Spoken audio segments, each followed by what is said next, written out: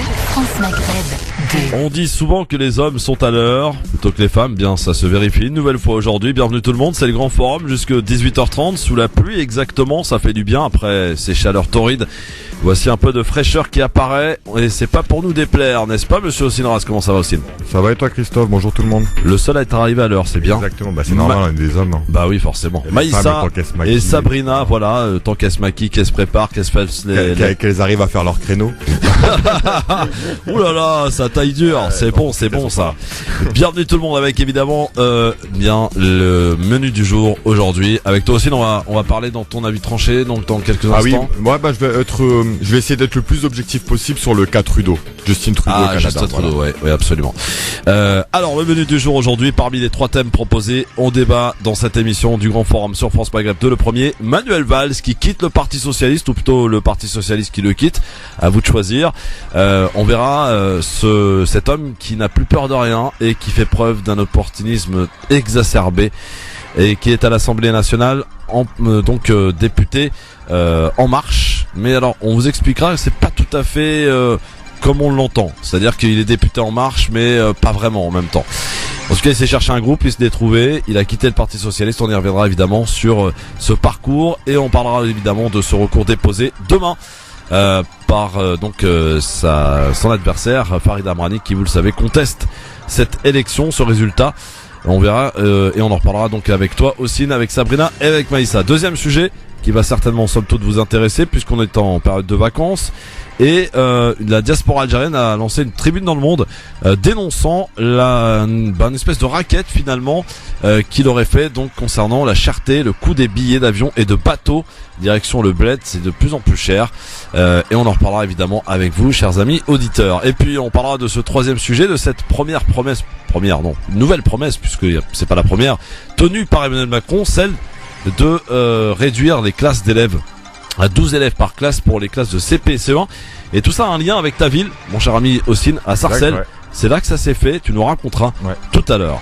Ton coup de cœur, mon cher Osin, un coup de cœur très particulier. Exactement, on parlera de l'arrivée très rare, parce que ça arrive très rarement en France, l'arrivée de quadruplé dans le 95 à Sarcelles plus particulièrement.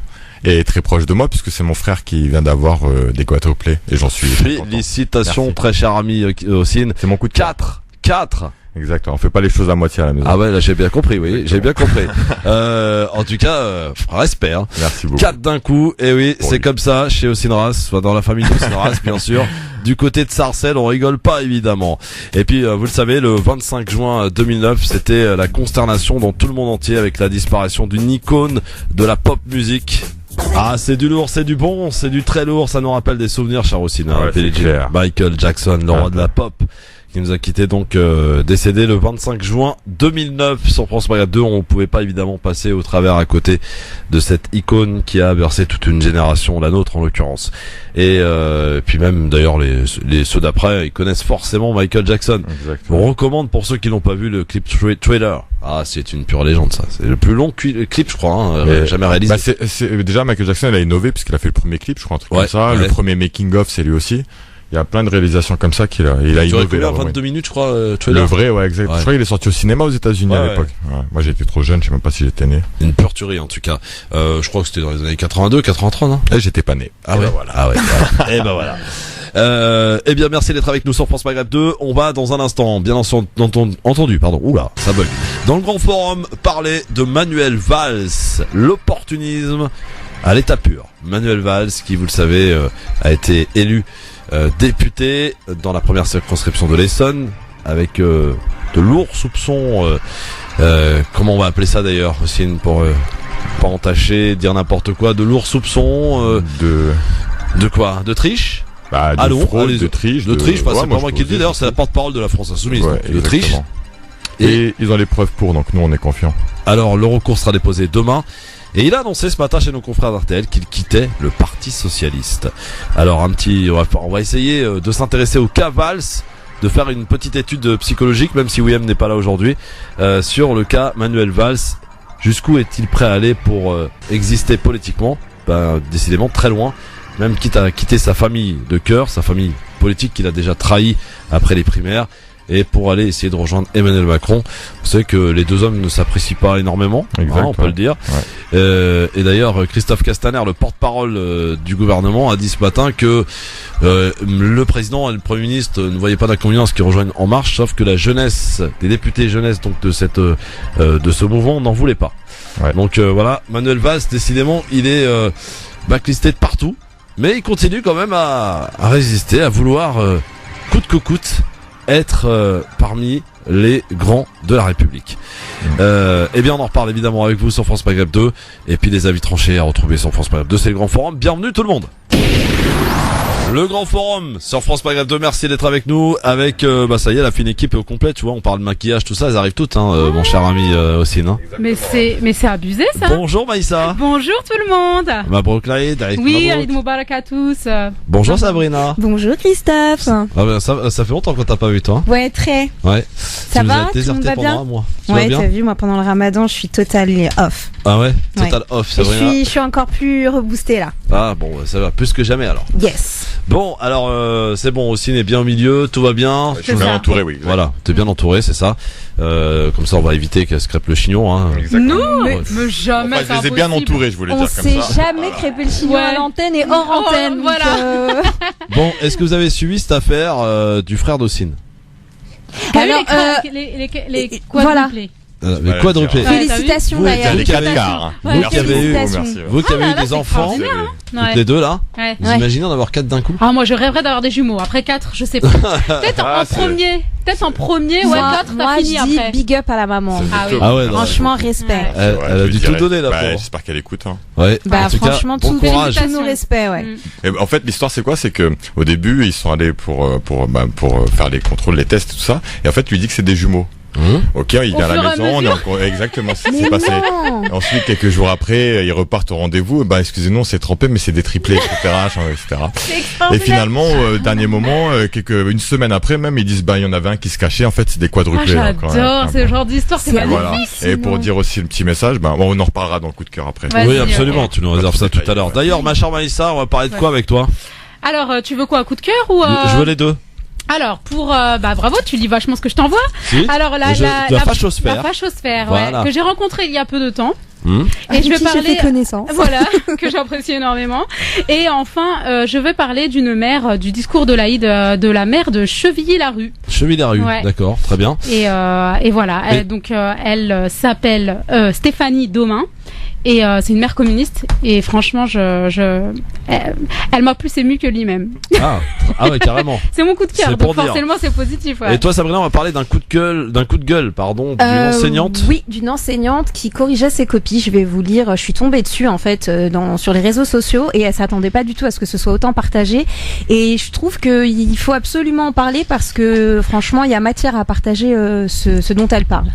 Bon, et ton coup de cœur? Mon coup de cœur, mais franchement un coup de cœur de malade, Airbnb qui, j'en dirai un peu plus dans le coup de cœur, mais qui en fait propose aux gens d'héberger des réfugiés en France. Qu'est-ce que tu vas dire de plus? Pardon? Ça commence. Ding ding ding, comment t'as pas le son de cloche du ring? Si. Non, j'ai dit qu'est-ce que c'est pas le ring, ça, que tu racontes, toi. C'est carton rouge, c'est le truc du carton rouge. Ouais, c'est le carton rouge. Mais c'est pas parce que t'as France Maghreb 2 qui est floqué sur ton micro qu'il faut t'enflammer. Tranquille. Ouais, t'as vu, je t'avais dit que ça mettrait pas 5 minutes. Moi, je sais que tu as des choses à dire et que tu vas nous dire des choses pertinentes. Comment il rattrape le truc? Bien. J'ai confiance en toi, il a dit merci, coach. De rien. Coup de tonnerre ce matin.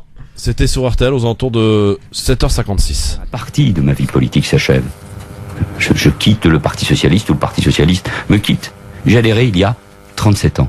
J'avais écrit à Bertrand Delanoë, à l'époque, qui exerçait des responsabilités au sein du PS, en lui demandant si un jeune étranger, parce que j'étais espagnol à l'époque, pouvait adhérer au Parti Socialiste. Il m'avait dit oui. Je constate avec beaucoup d'amertume, beaucoup de tristesse, ce qu'est devenu le Parti Socialiste. Maintenant, moi, je souhaite qu'une seule chose, c'est la réussite du quinquennat et la réussite de la France. Voilà, il quitte le Parti Socialiste, ou le Parti Socialiste le quitte, quoi qu'il en soit, il ne fait plus partie des socialistes. Le socialiste, parti qu'il a évidemment trahi, bien entendu. C'est qui me quitte, c'est moi, je quitte le quartier. J'y ai pas voulu dire. Si vous laissez terminer Christophe avant d'annoncer, je dis, merde, Franchement, j'aurais pu y penser à celle-là. On va chanter à la fin, on va chanter, mais on va remplacer par PS. C'est pas le PS qui me quitte, c'est moi je quitte le PS. Allez, même le PS il va sauter de toute façon. Manuel Valls donc ne fait plus partie du Parti Socialiste. Alors, vous savez que Manuel Valls qui se cherche un groupe à l'Assemblée nationale, c'est aujourd'hui donc la rentrée parlementaire des nouveaux députés. Il y a plein d'ailleurs de nouveaux députés aujourd'hui qui n'ont jamais franchi cette porte, puisque beaucoup d'élus En Marche, en l'occurrence de la jeunesse en particulier, et ben Manuel Valls se cherche un groupe. Donc Parti Socialiste c'est mort, il ne fait plus partie, de toute façon il n'en voulait pas. En Marche, la jeunesse de ce mouvement n'en veut pas forcément, donc il est encarté En Marche, mais il n'est pas officiellement député, si vous voulez, En Marche. Donc ça change un peu tout dans la donne, puisque administrativement en fait il faudra qu'il se démerde pour faire ses papiers lui-même, en l'occurrence. Alors sur le cas Valls, est-ce qu'on peut faire un peu de psychologie, tiens, Sabrina artiste, est-ce qu'on peut étudier un peu le cas Valls? Est-ce que tu l'as déjà eu en consultation celui-là? Je t'avoue que s'il vient en consultation, je pense qu'il y a de fortes chances que je ne le reçois pas. Je le fasse très rapidement interner. Non, mais ça relève du pathologique. Non, mais c'est vrai, ça relève du pathologique. À un moment donné, on n'en est plus à notre premier 49.3 avec lui. Oui, c'est sûr. Voilà. Alors, mais alors, on va aussi parler, parce que c'est très important aussi, de ce qui se prépare. Vous savez que l'élection de Manuel Valls dans la première circonscription de l'Essonne a été entachée un petit peu de triche. En tout cas, c'est ce que dit la France Insoumise et la candidate Farida Amrani, qui était face à lui. 139 voix d'avance pour Manuel Valls, alors qu'en début de soirée, c'était plutôt Farida qui était en tête. Bref. Ça en est où d'ailleurs là? Écoutez, il y a un recours qui va être déposé demain auprès du Conseil constitutionnel. Et la pétition qu'on a tous signée, auditeurs de France Maghreb, la pétition, elle en est à 11 400, je crois. Donc c'est plutôt bien. Et il faut continuer d'ailleurs à aller la signer, la partager. Elle va être déposée d'ailleurs au Conseil constitutionnel pour essayer aussi de montrer au Conseil constitutionnel qu'il y a des gens aussi qui ne sont pas contents du tout. Alors je crois, Austin, si je dis pas de conneries, c'est à peu près le score qu'il a obtenu on l'a dépassé. On l'a dépassé. Ouais, parce qu'on disait qu'on devait faire 11 250, je crois, un truc comme ça. Pour symboliquement, on voulait dépasser ce chiffre. Donc ça c'est fait. Donc le pari est déjà bien lancé. Alors sur le cas Valls aussi, toi qui connais bien un petit peu le truc, parce que tu as suivi un petit peu cette affaire, qu'est-ce que tu en penses? Qu'est-ce que tu as à en dire? Moi je préfère attendre. Vraiment là je suis content parce que la France Insoumise et le groupe de Farida commencent à sortir un petit peu du silence. C'était voulu et c'est une bonne chose. Je pense que c'est une bonne stratégie. Ils ont vraiment travaillé leur stratégie par rapport à Valls et étudié tous les dossiers et ils l'ont super bien fait. Avec les habitants, faut les applaudir, les habitants des quartiers de Corbeil, Évry, etc. parce qu'ils ont soutenu Farida même après les élections et ils ont été pour donner la vérité, pour vraiment donner la vérité. Et des personnes qui connaissent à peine des fois. Et par rapport à ça, voilà, c'est une très bonne chose. Et aujourd'hui, voilà, on avait un communiqué de presse de la France Insoumise. Il y a quelques jours, Mario Mélenchon qui en a parlé dans sa vidéo. Ça commence petit à petit à se lancer. Je pense que c'était stratégique et c'est très intelligent. J'ai une confiance totale. Par contre, Manuel Valls, ses amis du Figaro, Céline Pina, qui écrit des articles alors qu'elle était adjointe au maire dans la vie justement d'une ville de cette circonscription, si je me trompe pas, et qui écrit un article à charge contre Farida et son groupe. Franchement, moi je trouve ça dégueulasse et plus il essaye de se défendre en attaquant comme ça de la manière, comme son interview ce matin où il les faisait à peine passer pour des antisémites, en fait il creuse son propre trou, je trouve. Mais et ils ont des bonnes preuves. Il a creusé depuis un moment maintenant, Valls. Ça y est, il est plus du tout crédible. Personne ne veut de lui. Genre, il est là en mode je quitte le PS ou c'est le PS qui me quitte. Je veux dire, à un moment donné, rends-toi à l'évidence, plus personne ne veut de toi. Oui, mais ce qui est surprenant, c'est que quand même, il se retrouve, si fraude il n'y a pas eu, il se retrouve quand même à une place qui n'est absolument pas sa place en fait. C'est encore incroyable de se dire que des gens aient pu voter pour lui après toutes les déceptions. Oui, mais il y a beaucoup de clientélisme, Sabrina, qui est pratique à Évry. Il y a clientélisme et clientélisme. Lui, à un moment donné, je veux dire, ça fait pas 2-3 ans qu'il est sur le terrain. Il a eu le temps de faire ses preuves et ses non-preuves. Donc c'est vraiment effarant. En fait, au deuxième tour, il est là où il est aujourd'hui. Il y a beaucoup de choses qui peuvent rentrer en compte aussi. Il faut pas oublier que je m'étais trompé sur le mot, mais je crois que c'est de la misogynie quand on n'aime pas les femmes. Ça, voilà. Ça a dû rentrer aussi en compte dans la tête de certains électeurs, élire une femme musulmane, une femme arabe. Tu sais, il y a beaucoup. Je pense que là-bas, il y en a beaucoup d'anti-Valls qui aussi ont voté contre Farida, et l'inverse aussi, il y a beaucoup d'anti-France Insoumise, mais tellement qu'ils aimaient pas Valls, ils ont voté pour Farida. Oui, c'est comme les gens qui sont pas forcément racistes, mais qui votent Front National, en fait, Exactement, anti-système. C'est ouais. plus un Oui, par un critère. colère, Et par un- colère. Ouais, voilà, par colère. Il y a un du super système. gros point à mettre en avant, à féliciter, c'est Farida et Ulysse qui sont vraiment des gens normaux comme nous, des citoyens qui bossent. Et qui ont Ulysse une qui vie fait de partie de la famille, TMG, et qui enfin, je va tiens à le faire dire. bientôt, exact, voilà. Ouais. Et c'est des gens qui ont leur vie de famille, qui ont repris leur travail, tout ça, dès le lendemain, et malgré tout, qui ont persisté, qui ont continué, qui vont déposer un recours demain. Moi, je les félicite parce que voilà, je sais que c'est pas facile déjà en tant que pour les politiciens, et eux, malgré leur vie, ils ont réussi à apporter la vérité. En tout cas, on le saura par la suite. Alors les commentaires sont un petit peu, vous en doutez évidemment, un petit peu saignants, on va dire, sur la page Facebook France Maghreb 2. Je vous invite d'ailleurs à continuer. C'est un assoiffé de pouvoir, nous dit Saïd. Il a tué le PS, il a triché aux législatives, sinon il n'aurait jamais été élu. Voilà, sinon il lui reste à lécher le pied de Monsieur Macron. C'est ce que nous dit cet auditeur. Autre, Nasra qui nous dit, il n'a jamais été de gauche, il n'a aucune conviction, il change de parti comme il change de veste. Qu'est-ce qu'il y a autre commentaire de Hugo qui nous dit tout ce qui touche est voué à la mort. Regardez son parcours, j'ose pas. PS. En tout cas, si un autre parti fait l'erreur de le prendre, ils sont morts d'avance. Qu'est-ce qu'il y a d'autre Mika qui nous dit qu'il quitte pour ne pas être vulgaire. La politique pas uniquement le PS qui ne représentait absolument pas. D'ailleurs, il sera jamais d'aucun bord. Ce monsieur est à l'affût de n'importe quel poste au sein de n'importe quel parti qui voudrait bien de lui. Il ne digère toujours pas sa dernière défaite aux primaires. Et puis, tiens, très bien. Toufik qui vous a devancé, puisque sur la page Facebook qui nous dit c'est pas le parti qui me quitte, c'est moi que je quitte le parti, pour faire référence évidemment à la chanson de Booba. Exact, ouais. Voilà, beaucoup de commentaires. Tiens, un petit dernier. Hachette qui nous dit c'est ça le sort des hypocrites. Voilà, beaucoup de commentaires sur la page Facebook France Maghreb 2. Et puis Karim qui est avec nous au 01 40 31 9000. Bonsoir Karim. Bonsoir Christophe, bonsoir à tes invités. Je voulais rebondir sur ton dernier mot. Pour un hypocrite, il a eu une bonne carrière. C'est tous les hypocrites du monde pour avoir cette carrière-là. Parce que moi, ce que je trouve c'est dommage, c'est que le PS n'ait pas devancé la peine. J'aurais tellement voulu qu'une annonce officielle du PS disant que Valls, ça commence à bien faire. Ils ont viré Bouty, chose qu'ils ont bien fait, mais ils auraient pu virer Valls. C'est pas parce qu'il a été Premier ministre qu'on peut pas le virer, quoi. Par contre, je voudrais un petit peu atténuer vos espoirs, parce que justement, cet après-midi, j'ai lu un article, je sais plus dans quelle revue, et il disait que depuis 1958, il y avait eu que 78 recours déposés devant le Conseil constitutionnel, et que 4 élections avaient été, on avait procédé à 4 annulations d'élections. Donc, il disait, le gars, dans son article, ça laisse pas beaucoup d'espoir. Et puis, il faut pas oublier que le Conseil constitutionnel, c'est des hommes politiques, notamment il y a Fabius, il y a tout ça, enfin, c'est des collègues à Valls, etc. Ouais, mais ça appréciait pas des masses, hein. Fabius Valls, ça appréciait pas des masses. D'ailleurs, à la fin, ils se parlaient même plus, hein. Oui, non, mais d'accord, mais bon, je pense pas que, je vais dire, moi, ce qui m'a étonné, par exemple, c'est que Mélenchon, qui a l'habitude de brailler pour tout, là, il n'est pas monté au créneau pour défendre Farida. On dirait qu'il a été tétanisé par Valls. Mais bon, Valls, il peut toujours rejoindre le groupe Abus Meyer, qui lui, justement, va former un groupe. Pas mal. Blanc, mais c'est vrai.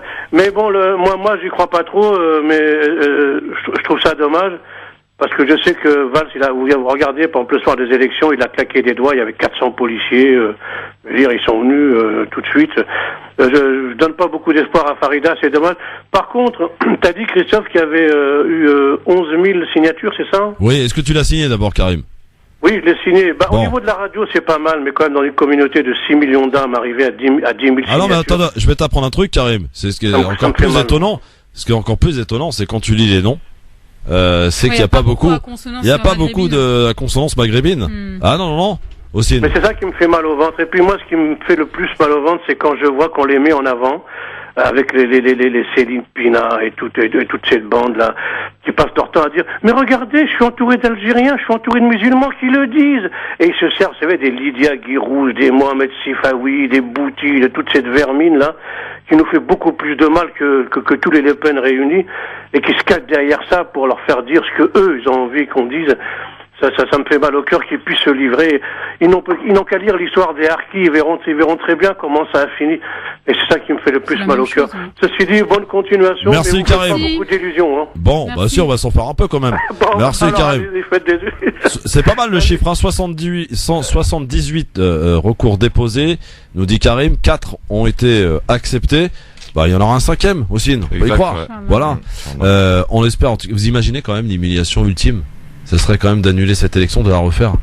Ouais. Pour lui, Mais qu'est-ce qu'il peut rajouter encore comme humiliation de tout ce qu'il a fait? Il a été la risée, Attends, mais ça fait des mois et des mois et des mois qu'il est la risée de la France en fait, et qu'il continue, qu'il lâche pas l'affaire. Et mais ça, qu'est-ce que ça prouve finalement, Christophe?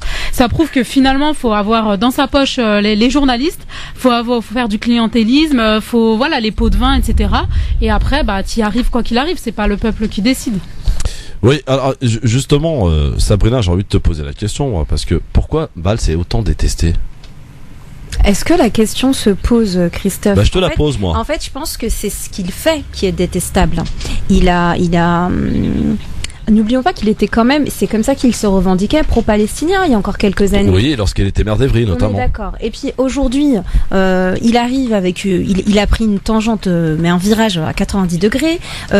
Il a en fait une politique totalement schizophrénique. Donc à partir de ce moment-là, comment faire confiance à cet homme politique et ses actions politiques qui sont complètement contradictoires et comme on dit depuis tout à l'heure, le mot ne fait que de revenir, et une forme de clientélisme. Donc cet opportunisme de sa part, à un moment donné. Non mais tu sais, je rajouterai un autre truc aussi. La parole est à la majorité. Vraiment détestable. Non mais je rajouterai un autre truc, c'est que en vérité, toute personne, quelle qu'elle soit, aime une personne qui ne change pas de veste. Ouais. Parce que quand une personne elle change de veste, eh ben t'as pas confiance en lui, tu te méfies et du coup tu n'aimes pas. Et quel est le but d'un politicien ? Une personne qui, oui mais non, regarde Sarkozy, il a toujours été dans ses trucs du début à la fin. Le but d'un politicien, c'est de nous sécuriser. Voilà. Et donc justement, quand il change de veste, eh ben les gens ils peuvent pas l'aimer, ils le détestent, surtout qui plus est. Il fait des choses contre la population. Un dernier avis de Mouloud qui nous appelle au 01 40 33 9000 avant qu'on passe au zapping et à la vie tranchée de Sabrina, yes. Ouais. Mais Mouloud, bonjour. Oui, bonjour Christophe, bonjour à tes invités. Dans l'affaire de Monsieur Valls, là, dans l'Essonne, il y a du nouveau. Je sais pas si t'as écouté ce matin RTL avant l'intervention de Monsieur Valls. Non, qu'est-ce qui s'est passé ? Il y avait une journaliste de RTL qui a parlé du dossier de Madame Farida Amrani. Il y a du solide, il y a du dur. Il paraît qu'ils ont des témoins, ils ont pris des photos de personnes et d'assesseurs dans certains bureaux de vote qui déchiraient les bulletins de Farida Amrani. Austin, tu confirmes ? Ah, je confirme. Oui, je sais que tu confirmes Mouloud, mais Austin qui connaît bien un petit peu. Je ne peux pas confirmer, je sais pas. En fait, ils ont des preuves. C'est une journaliste qui annonçait qu'elle a pris des photos. Si vous avez Farida en ligne, vous lui demanderez. Ils ont pris des photos et il y a des témoignages de personnes qui ont vu des assesseurs et des personnes dans certains bureaux de vote carrément déchirer des bulletins de Farida Amrani. Et tout ça, ça va être dans le dossier. Donc, contrairement à Karim, moi, je reste optimiste. Je pense que ça serait quand même, je pense possible que ça soit le 5e cas, quoi, pour qu'on refasse une élection. Eh ben, on l'espère. Je l'ai écouté ce matin. Ouais. Moi, je reste optimiste. Je pense, il faut faire confiance quand même au Conseil constitutionnel. Oui, absolument. D'autant plus que ça peut jouer ou pas. D'ailleurs, Fabius, il aime pas trop Valls. Mais là, c'est grave, ce qui s'est passé. Si c'est confirmé, Christophe, tu t'imagines? Ça, on voit ça dans nos pays, mais pas en France. C'est quand même une grande démocratie. Voir des gens déchirer des bulletins d'une concurrente, ça s'est jamais vu. Ouais. Et en plus, ils ont des preuves. Pas aux yeux de tout le monde, en tout cas. Ils ont pris des photos avec les portables. Ils ont pris des photos de gens et d'assesseurs dans certains bureaux de vote. Et c'était ce matin sur RTL avant 7h. Merci Mouloud, merci à toi. Et puis bonne fin de soirée à vous. Merci à vous mon cher Mouloud, à très bientôt. 01 40 33 9000. Je rappelle aux auditeurs aussi qu'ils peuvent nous laisser leur message sur le mobile répondeur 24h sur 24 06 18 21 56 41. Mon petit doigt me dit qu'on va reparler de Valls dans le zapping qui démarre maintenant. Oui, on en reparle parce que Manuel Valls était l'invité donc de RTL ce matin et Elisabeth Martichoul, la journaliste, lui a posé directement la question sur le recours que va ou non déposer Farida Amrani. La réponse de Manuel Valls, écoutez. Va ou non déposer ce fameux recours devant le Conseil constitutionnel pour contester votre élection. Il faut poser la question. Elle est censée le faire aujourd'hui. C'est son droit de toute façon, mais il n'y a eu aucune irrégularité. Cette campagne a été en effet difficile. Parce que vous pouvez être attaqué, pour les positions que vous prenez, pour ce que vous êtes bien évidemment.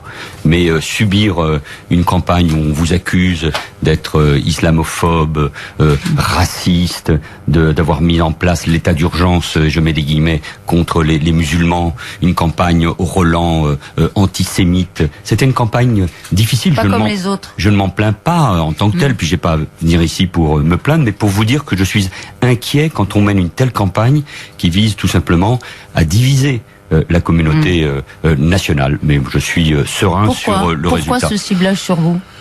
Mais d'abord parce que sans doute j'ai pris pour l'ensemble du quinquennat. J'étais l'un des rares peut-être à pouvoir l'emporter, et c'est pour cela qu'il y a eu cette campagne. Alors là, franchement, ça frise de ridicule. Hein. Le rare à pouvoir l'emporter. D'accord. On rappelle quand même qu'il a perdu aux primaires. Mais oui. Vous avez remarqué quand même qu'à chaque interview, Valls peut pas s'empêcher de placer le mot antisémite. Ouais, exactement. Ça, on y a le droit à chaque fois. Hein. Qu'il prend, Là, ça va, il a dit qu'il était qu'on l'avait accusé d'islamophobie. Oui, mais sur un Roland d'antisémite quand même. Hein, ouais, bah toujours. Il accuse en fait le camp adverse. À Israël. C'est la carte secrète, celle-là. C'est Bah Pupponi, Valls, tout ça, c'est leur carte secrète.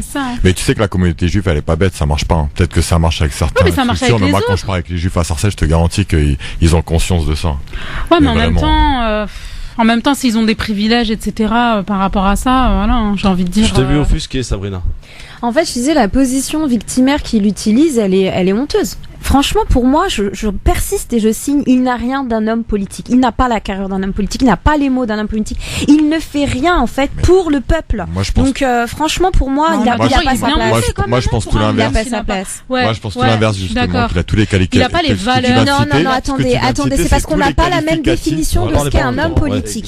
Moi, j'entends par un homme politique quelqu'un qui, dans la démocratie française, quelqu'un qui répond aux besoins du peuple. Il prouve que c'est faux, que ça c'est une utopie, que ça n'existe pas. Non, ce n'est pas une utopie, c'est juste qu'à un moment donné. Élus locaux, etc. Je vois pas qui vraiment. Mais parce qu'on en revient toujours à la même chose. On en revient toujours à la même chose. Mais moi aussi, je vous rejoins là-dessus. C'est que c'est toujours au niveau du local que la preuve, ton coup de cœur. C'est toujours au niveau du local qu'on peut voir certaines personnes user avec bienveillance ce qu'est la politique. Au-dessus, c'est.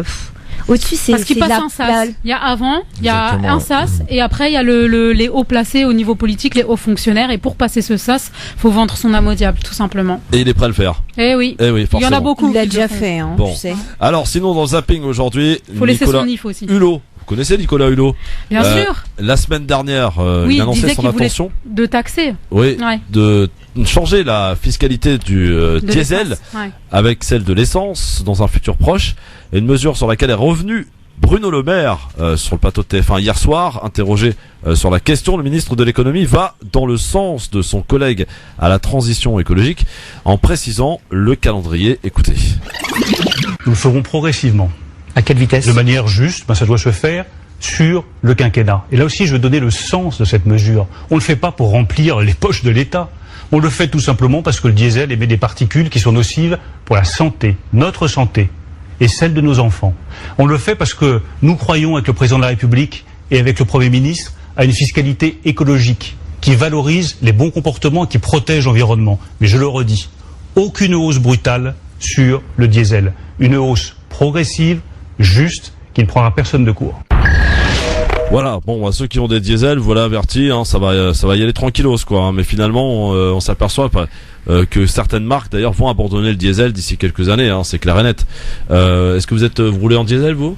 Hélas, oui. Parce qu'on fait énormément de routes. Ouais. Moi, je parle au nom de Sabrina parce que voilà, nos enfants, ils vont à Turtelwawin à l'école. Ouais. Mais du coup, franchement, moi, je pense à l'électrique de plus en plus. Vraiment, quand j'aurai les moyens. Enfin, je vais me donner les moyens de vraiment d'investir dans mais l'électrique, genre. Niveau quoi, Tesla, un truc comme ça. Après t'as les voitures mi-électriques, mi-essence, je crois. Voiture hybride. Ouais, hybride, voilà. Ouais. C'est plutôt pas mal. Bah, après c'est vrai, le problème de l'électrique, c'est que tu vas pas très loin, quoi. Et pour recharger ta voiture, ça met des plombes. Hein. Les Tesla quand même. Moi j'ai une question. Oui. Enfin, je sais pas s'il y a que moi qui me. Enfin, je sais pas, non. À un moment donné, comme ça, on arrive tout d'un coup et puis on dit, ouh là là, le diesel. Non, là, à un moment donné, on va arrêter de laisser le diesel, on va taxer, on va. Ça fait longtemps. Fallait arrêter dans ces cas-là de fournir des voitures diesel. Aujourd'hui, tu vas dans des concessions, tu vas dans des arrête de fournir la cigarette parce qu'il y a trop de mais tu vas dans des concessions. Non, c'est pas la même chose. Tu vas dans des concessions automobiles, tu trouves encore des voitures toutes neuves, des nouveaux modèles qui sont présentés en diesel. Bien sûr. Parce qu'ils font des désirs au début. Cette dichotomie, pour citer ce mot qu'on aime si bien toi et moi, Maïssa, elle est juste flagrante. Donc pour moi, il y a vraiment encore une fois une hypocrisie derrière tout ça, parce que s'il fallait taxer quelque chose, on commencerait déjà par les grandes entreprises. Il y a beaucoup d'autres choses à voir. Donc c'est pas que je suis pas d'accord avec ça, mais c'est juste que il y a autre chose de beaucoup plus conséquent qui n'est pas pris. Enfin, on en parle des avions, on en parle des usines, on en parle de tout ça. Non. Ok, restons sur les diesels alors et puis taxons. Ok, et bien dans un instant, on va taxer les Algériens, en tout cas au travers d'une tribune publiée dans Le Monde. La diaspora algérienne qui justement parle de raquettes, en parlant de billets d'avion et de bateaux pour le retour vers le pays, en Algérie en l'occurrence. On en reparle avec vous, et le coup de cœur de Sabrina, l'avis tranché de Sabrina, je suis complètement perdu moi. Ça sera donc un coup de gueule d'une enseignante qui en plat corrigé, c'est ça? Ouais, exact. On en revient dans un instant. Bienvenue sur France Pagrab 2, c'est le Grand Forum. Maïssa Leroy, Sabrina Artiste, Ossine Ras, ils sont là. Le Grand Forum, on est là, messieurs, dames, avec Sabrina Artiste, Maïssa Leroy et Ossine Ras qui sont avec nous aujourd'hui sur France Pagrab 2 dans ce Grand Forum. On va parler évidemment de cette tribune publiée dans Le Monde dans un instant. Tribune qui parle évidemment de la cherté des billets d'avion et de bateau aussi. Il n'y a pas que l'avion, il y a le bateau aussi qui est extrêmement cher à l'approche des fêtes de l'Aïd par exemple, mais aussi pour le départ des grandes vacances. On peut s'apercevoir quand même que les prix quadruplent lorsqu'il s'agit donc de départ en vacances. Un nouveau président pour l'Assemblée nationale, vous avez suivi? François de Rugy a été élu président de l'Assemblée nationale aujourd'hui. Il n'y avait pas de doute. Voilà, oui. Quoi qu'il est parti, oui. Bon, il y avait en tout cas deux adversaires face à lui, dont une femme. Ça aurait été d'ailleurs une première qu'une femme préside l'Assemblée nationale. Bon, ça sera pas pour cette fois-ci en tout cas, puisque François de Rugy donc a été élu. Donc président de l'Assemblée nationale. Apparemment on nous signale une attaque de grande ampleur, une cyberattaque mondiale qui concernerait quelques entreprises et pas des moindres. Donc affaire à suivre, on va essayer de se renseigner là-dessus sur cette dépêche qui vient de tomber. Voilà. Alors on va maintenant passer, si vous le voulez bien, avant de finir notre zapping et de bien sûr parler de cette cherté des billets d'avion, passer au premier avis tranché avec le jingle qui va bien, celui de Sabrina Artiste.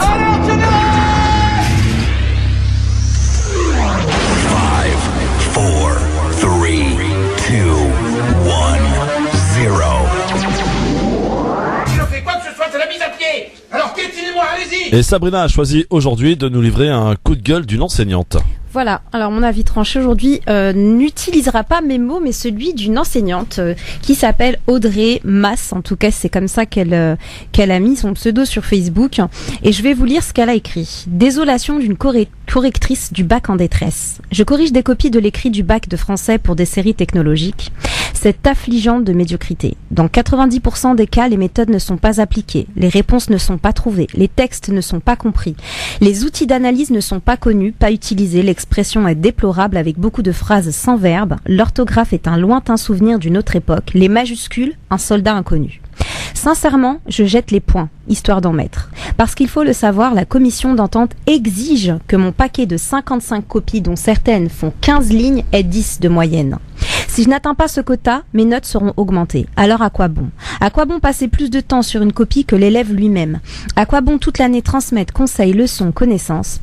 À quoi bon exiger rigueur et culture? Et surtout, comment faire comprendre que ce lynchage du niveau du bac affaiblit nos jeunes pour l'avenir, pour les exigences de concours et de métiers où, oui, c'est dingue, non? Il faut savoir écrire, raisonner et analyser. Pauvre France, pauvre éducation. Alors je fais mon choix, je ne joue pas, je ne cautionne pas. Je choisis de mettre les notes que ces malheureuses copies valent. Vous distribuerez vous-même en haut lieu les notes qui arrangent votre politique. La bienveillance n'est pas le mensonge. Votre grand leurre se fera sans moi.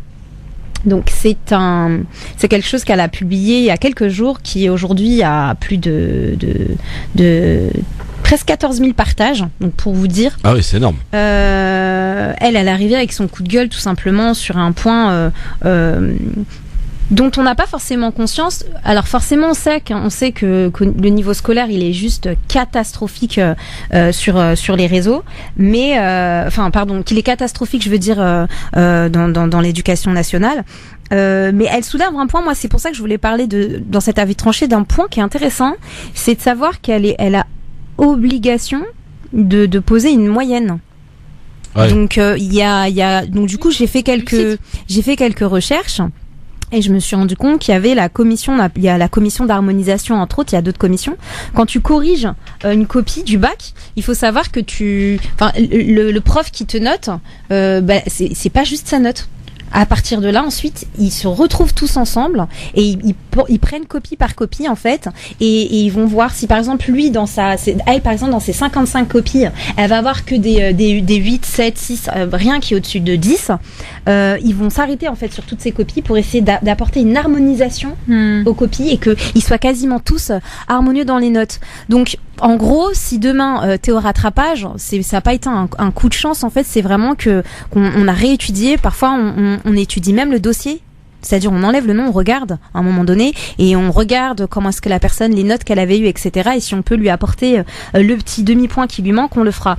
Donc ça, il y a beaucoup d'indulgence parce que les pouvoirs publics l'avaient voulu il y a plusieurs années, il y a très longtemps même. Sauf que l'indulgence dans la notation, c'est une chose, je vais pas le nier, mais le résultat qu'on peut retrouver dans les copies, c'est autre chose. Quand on sait qu'il y a un vrai problème d'orthographe, de vocabulaire dans la langue française auprès de la jeunesse, je pense qu'il faut réellement s'interroger, arrêter des réformes qui ne servent à rien et s'interroger et revenir à des bases qui ont fonctionné sur ne serait-ce que nous, notre génération, et les mettre en application. Parce que quand on voit une enseignante comme ça qui dit franchement j'en peux plus, il faut voir, faut lire tous les commentaires, il y a plein d'enseignants qui sont exactement dans la même situation, qui disent on est épuisé mais on lâche pas, on continue en fait. Mais on voit qu'il y a beaucoup d'enseignants qui sont complètement démissionnaires. On peut pas leur en vouloir. Mais à un moment donné, je pense qu'il doit y avoir une cohésion entre les pouvoirs publics et ce qui se passe réellement sur le terrain. Bah oui, c'est la génération du wesh wesh. C'est ça. Ouais. Après, j'allais dire, en même temps, si demain tu révèles au niveau de la France que 90% des élèves n'ont pas eu leur baccalauréat et que une telle branche ne l'a pas eu et qu'on sait que finalement cette branche-là, c'est plus des enfants de l'ASEP ou de je sais pas quoi ou des quartiers, etc. Bah, ça va bousculer, ça va obliger finalement les politiques à vraiment œuvrer sur ces questions-là. Alors que là, concrètement, si on laisse ça sous couvert et on laisse ça vraiment bien caché, bien camouflé, bah finalement, tant qu'on ne le voit pas, le problème n'existe pas. Ouais. Et donc c'est ça. Mais le problème, il ressurgit un peu plus tard pour conclure là-dessus. Il ressurgit. J'ai lu il y a 2 jours un article là-dessus. C'est une. J'ai plus le nom, mais en gros, en fait, si tu veux, on a pris les 100 meilleures écoles du monde. Faut savoir que sur les 100, la France, Polytechnique, on est en train de parler quand même. C'est pas rien. Elle était parmi les dernières, loin derrière. C'est Singapour donc et compagnie, tout à fait. Donc ça, c'est juste en réalité ce qu'on disait. Le problème, il ressurgit en fait quelques années plus tard parce qu'ils ont leur bac, ils vont à l'université ou ils vont dans des écoles, etc. Mais le niveau, il est catastrophique. Il n'est plus ce qu'il était quand on regarde au niveau mondial. Donc à un moment donné, la France, elle a des capacités et on ne les met pas. C'est-à-dire ces enfants là de plus tard. Ces enfants plus tard, c'est eux qui vont faire la France de demain. Donc est-ce qu'on prend des gens élitistes? Merci Maïssa.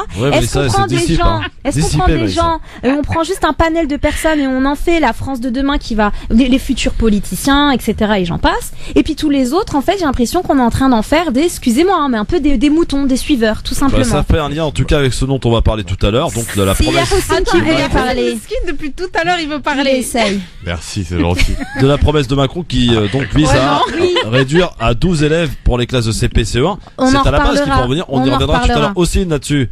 Sur quoi? Sur la vie tranchée de Sabrina. Sur la vie tranchée de Sabrina. Moi, j'ai du mal à, sans vouloir défendre personne, vraiment, je le vois de mes propres yeux, je l'ai vécu et on le vit encore. Il y a un système éducatif entier à réformer pour moi. Oui, à partir exactement. de là, on pourra remettre la faute sur des mineurs, sur des enfants qu'on aime bien. C'est ni la faute des élèves, ni la faute des enseignants qui SCF fait ce coup de gueule, c'est qu'elle a, tu vois, là sur le cœur. Je voulais mettre en avant aussi les posts réac des réactionnaires qu'on voit un peu partout, les articles sur le bac. Ouais. Il y a aussi ce stéréotype des quartiers, genre ils sont pas faits pour l'école. Ouais. Les profs aussi, ils sont ce blocage dans la tête. Quand les jeunes ils sont à l'école ou au collège, on leur donne pas l'envie d'aller plus loin parce que pour le prof lui-même, il se dit mais pour lui c'est mort, faut pas que je lui donne de faux rêves. Qui t'a demandé de donner des faux rêves? Moi je suis pour qu'on fasse rêver les jeunes, je suis pour vraiment qu'on ouvre il y a une ouverture d'esprit qu'on doit mettre en place. Aujourd'hui, on met des systèmes en place. Moi je vais vous raconter juste une petite anecdote, juste qui a rien à voir, mais il y a quand même un lien. Je faisais de la sensible à la création d'entreprises auprès des publics les plus éloignés, et donc je m'approche d'une responsable de CAF lors d'une réunion de la CAF, la caisse d'allocation familiale, pour lui dire écoutez, il y a des mamans qui peuvent créer des entreprises, ils ont du talent, ils ont des dons. Moi je suis prêt à venir faire des formations, des cours de sensible et tout ça. Et en fait elle était totalement d'accord, elle était vraiment volontaire, hein. On a fait une réunion avec ses employés, ils ont tous rigolé, à la limite ils allaient m'insulter. On m'a même dit des phrases comme quoi de quel droit vous permettez de faire rêver des mamans, ce qu'il leur faut c'est un boulot, c'est s'en sortir, vous leur faites croire qu'elles peuvent gérer une entreprise, etc. Et ce message-là on va le retrouver partout, dans toutes ces structures dans les quartiers qui viennent paternaliser nos quartiers, qui sont parachutés d'ailleurs et qui vivent pas nos vies dans les quartiers politiques de la ville ou les quartiers populaires et qui veulent nous montrer à nous comment faire. Et il y a que ce qu'ils sont censés savoir de ceux dont on est capable ou pas. Et moi je dis c'est eux qui mettent nos blocages dans nos quartiers, dans nos écoles. Non mais ça c'est clair. Alors merci Sabrina en tout cas pour cet avis tranché. Vous pouvez réagir bien sûr sur le mobile répondeur 06 18 21 56 41 24 heures sur 24 bien sûr pour nous déposer votre message. Qu'est-ce qu'il y a Maïssa? Normal. Comment? Qu'est-ce qu'il y a? En fait j'ai tellement gardé depuis tout à l'heure, je voulais parler. J'ai tout balancé, ça y est. Je me sens léger là. Alors pour finir notre zapping, écoutez bien, ça va être très marrant. Hier soir dans le JT de 20h de France 2, les journalistes ont visité les soutes des avions. Ce qu'on y trouve peut parfois être très étonnant. À côté de nos valises peuvent se trouver en effet des vaccins urgents en tout cas des serpents ou encore des poussins. Écoutez plutôt. À quelques mètres de l'aéroport Charles de Gaulle, l'une des plus grandes garderies. Ce matin, c'est un chargement un petit peu particulier. Il y a plus de 7000 poussins. C'est des pontes blanches qui partent à Pointe-Noire, Congo. Et là, vous avez quelques oies. Les animaux repartiront par avion dans moins de 3 heures. Comme ces poussins, 800 000 tonnes de marchandises transitent ici chaque année vers plus de 250 destinations. Alors là, on a des vaccins qui vont être envoyés de toute urgence à Saint-Domingue. Une fois palettisés, contrôlés, vérifiés, c'est du fret qui va partir à destination d'Atlanta. Des marchandises en soute, une solution plus rentable. Il y a quelques années, un avion tout cargo devait effectuer plusieurs escales pour charger et décharger. Par exemple New York, puis Los Angeles. Oui, si vous retrouvez un caca d'animal sur votre valise, vous saurez pourquoi finalement. Voilà. Ah, ils sont dans les mêmes soutes. Ah oui. C'est pour gagner pour gagner de l'argent quoi. Voilà, faire des économies. Sachez-le. Alors pour finir ce zapping, un député fraîchement élu, Pierre Cabaret, élu En Marche à Toulouse, arrive à l'Assemblée nationale et sollicite les passants pour la petite photo qui va bien écouter. C'est marrant. S'il vous plaît, vous pourriez me faire une photo parce que j'arrive à l'Assemblée nationale mais je vais y arriver en vélo et comme je suis tout seul. Vous voulez que je vous prenne en photo? Oui, ça vous en dit pas? Je suis Pierre Cabaret, je suis député, ouais. Ah oui, d'accord. C'est mignon, non? Mais oui, franchement, j'aime bien. Voilà, c'est ça, moi j'aime bien. Les députés qui doivent avoir, en fait. Des gens simples, ça rejoint la chronique que j'ai eue la dernière fois sur la starification des politiciens, etc. On les élit, c'est pas des stars. Mais oui. C'est des personnes qu'on a élues, je sais pas, reste normal, garde du corps, photographe, on fait des selfies, non. Depuis Sarkozy, il y a eu l'ère bise en fait. Bah oui, c'est ça. Exactement. L'ère bling, c'est le mot que je cherchais. Merci. Exactement. Sachez d'ailleurs que, messieurs dames, dans la team du LGF, en la personne de Karim qui vient de nous annoncer qu'il était chef de cabinet d'une députée En Marche à l'Assemblée nationale. Félicitations mon gars. Bravo. Voilà, donc on aura grâce à lui un pied à l'Assemblée nationale, puisqu'il va tenir au courant bien sûr de tout ce qui va se passer. Comme ça on va nous accuser de faire la radio qui parle, tu vois, tout ce qu'on accuse en fait. Est-ce qu'il fait partie toujours de l'équipe ou pas? Voilà. Bah je sais pas, oui, a priori oui, parce qu'on n'est pas en élection. Exactement. Voilà. Et en plus c'est un bon emploi. Parlons maintenant de cette diaspora algérienne qui lance cette tribune dans le journal Le Monde. Ça commence ainsi. Farida, il y a 4 ans, mère au foyer, son mari, maçon, avait dû dépenser 2500 € pour la traversée Marseille-Alger. Une somme très importante, vous en convenez, qui avait convaincu le couple de changer la date de leur départ et leurs moyens de transport. Nous avons pris l'avion cet hiver, cela nous a coûté 800 € pour mon mari, mes 2 enfants et moi. Sur place, on a loué une voiture pour 30 € par jour. Cela reste évidemment plus abordable que le bateau, observe Farida. Selon différents comparateurs de prix en ligne, une traversée Marseille-Alger pour une voiture et un passager, c'est la moyenne à 1913 € en juin. C'est la voiture qui coûte 1913 le plus cher, €. Écoute bien, en juin, contre 640 € en décembre. Voilà les prix, différence. Donc, quand on a des obligations familiales et qu'on doit partir, voilà. Moi, je connais bien ce problème-là parce que, en vérité, ça fait des années que je suis pas partie en Algérie à cause de mes enfants, vu il y a 3 enfants, que comme je suis divorcée, et du coup, les vacances c'est moitié-moitié. Donc, si j'ai envie d'y aller, je vais pendant les petites vacances. Sauf que ça va faire qu'une semaine. Et quand je regarde 3 enfants, le mari plus moi, on est sur du 2100-2200 € pendant les vacances scolaires. C'est inadmissible en fait.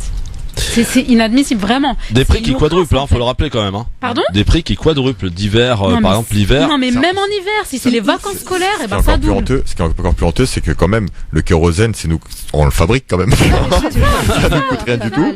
De 2, les bateaux ni les avions sont neufs, ils sont pas renouvelés. Le Tariq et tout ça, alors on les connaît, les bateaux algériens, ils existent depuis très longtemps. Je suis pas en train de descendre mes origines, etc. Au contraire, j'aimerais bien avoir des nouveaux bateaux plus neufs, des avions plus neufs, des prix abordables parce qu'il y a quand même. Algérie a investi quand même dans de nouveaux avions. Ouais, exactement. Non, je veux bien dire que la flotte elle se renouvelle et que Air Algérie investissent beaucoup. C'est clair. Quelque chose aussi, il se cache beaucoup derrière. Excuse-moi, je t'ai coupé. Il se cache juste derrière un truc. C'est mais tout le reste de l'année, les billets sont à 200 €. Donc sous couvert de 200 € tout le reste de l'année. Les billets sont à 80 € à le reste de l'année, tu vois. Ouais, t'abuses. Vie à Beauvais. Alors pourquoi c'est aussi cher? Parce qu'il y a un manque de concurrence aussi. C'est le dire. Mais pourquoi il y a un manque de concurrence? C'est parce qu'on laisse pas la concurrence rentrer. Tu sais, ce qui se passe en fait, c'est le France Télécom de l'époque, tout simplement. C'est que. Mais même quand il y a eu Aigle Azur, Air Khalifa et compagnie qui sont rentrés, je peux te dire que ça les a calmés vite fait. Mais après, ils ont vite sorti les dossiers. Aigle Azur, c'est aligné en fait à Air Algérie au lieu du contraire. Alors avec Aigle Azur, en même temps, s'ils peuvent se faire de la thune, ils vont pas faire le contraire. Aigle Azur, ils font l'Algérie depuis super longtemps. Mais ils se sont alignés sur du voyage. Et il y a des accords entre Aigle Azur et Air Algérie. En Algérie, il faut savoir que les vols intérieurs, ils se passent par Air Algérie. Oui. Que les vols vers le désert, ils se font uniquement par Ontina Airlines, je crois. Parce qu'il faut des avions spéciaux pour aller dans le désert. Donc, obligé d'atterrir à Alger pour aller dans le désert. Il n'y a pas de vol direct, ça n'existe pas. Et pour revenir un peu à l'économie du pays, il faut savoir que sur ces vols-là, il y a des flottes renouvelées, mais Air Algérie est copropriétaire d'un des plus gros aéroports, qui est Ouali Boumediene, qui est un aéroport national et international, donc avec 2 terminaux. Il y a un conflit d'intérêts quand même. En fait, il y a un gros conflit d'intérêts.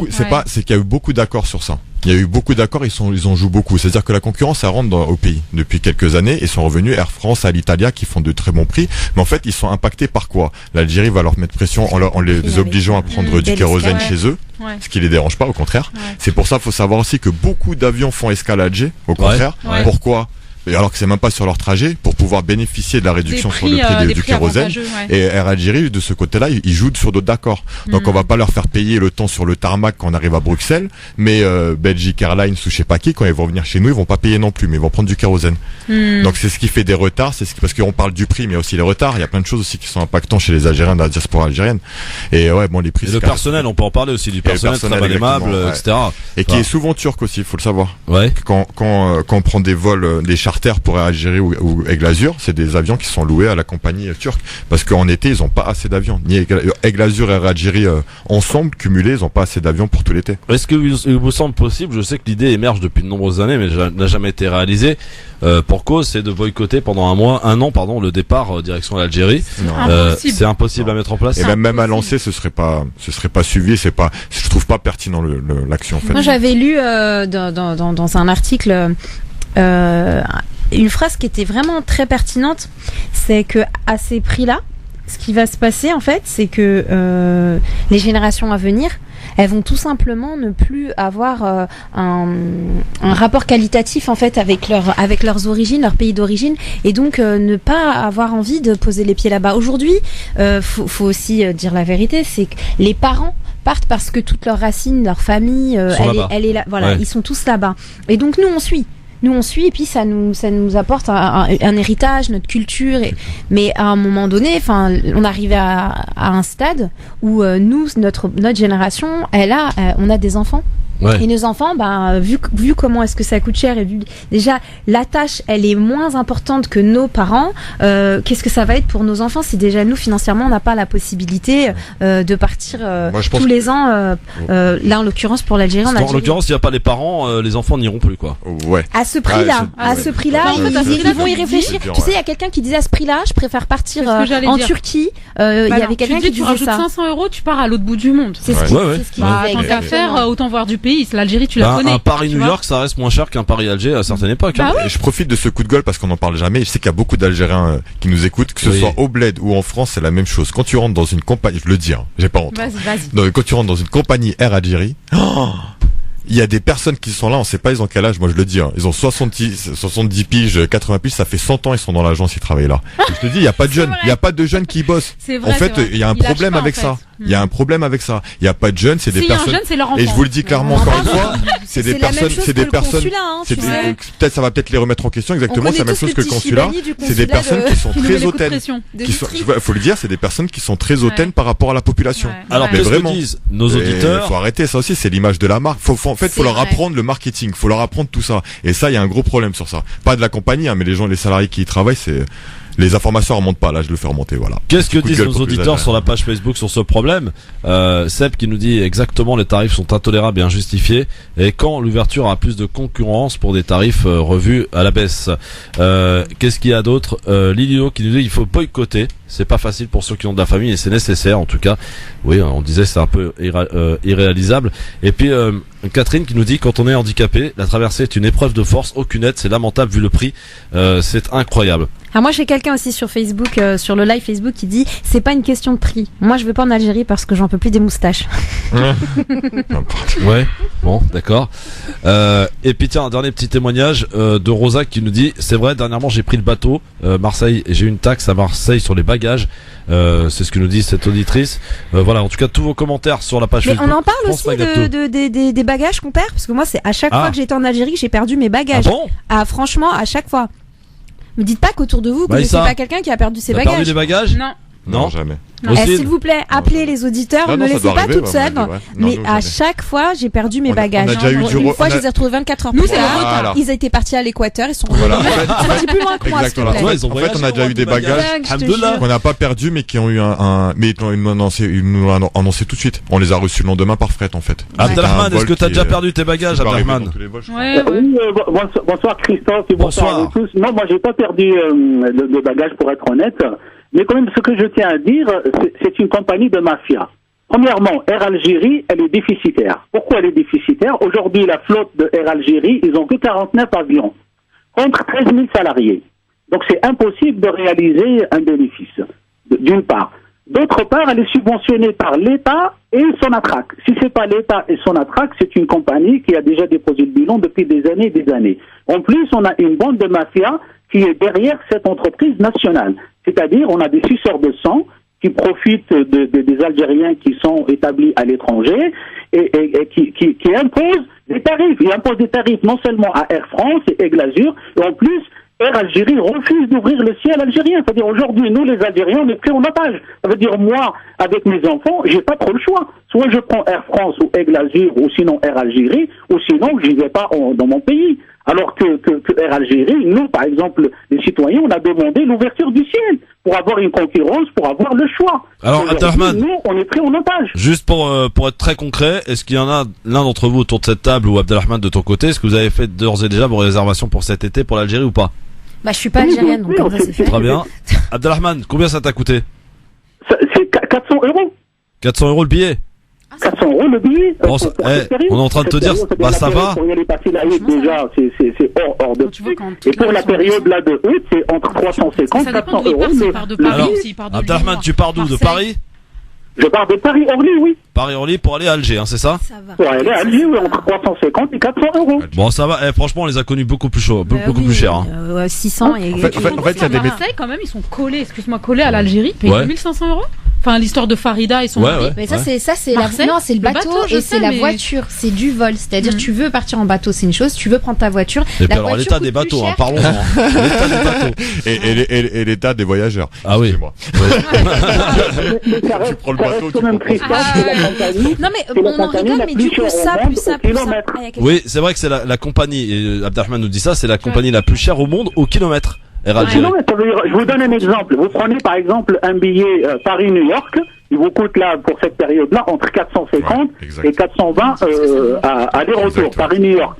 Vous prenez le billet Orly Paris-Orly Alger, il vous coûte entre 380 et 400. Donc vous faites les calculs, vous trouvez que la compagnie la plus chère en monde, c'est-à-dire on a 2 heures de vol Paris-Orly, c'est pour 400 euros, et vous avez 6 heures à 6h30 de vol Paris-New York pour le même prix. Donc vous faites le calcul, n'en parlons pas d'autres destinations, c'est-à-dire si je vous donne un exemple, Tunisie, au Maroc, etc., c'est incomparable. Hein. Incomparable. Aujourd'hui, nous, on peut même pas réclamer, c'est-à-dire vous faites un courrier, moi je suis parti par exemple du collectif contre la cherté des billets, quand on fait des courriers au directeur général ou à l'administration, vous n'avez pas de réponse. Ou sinon la réponse qu'on a, ça vous plaît pas, vous prenez notre compagnie.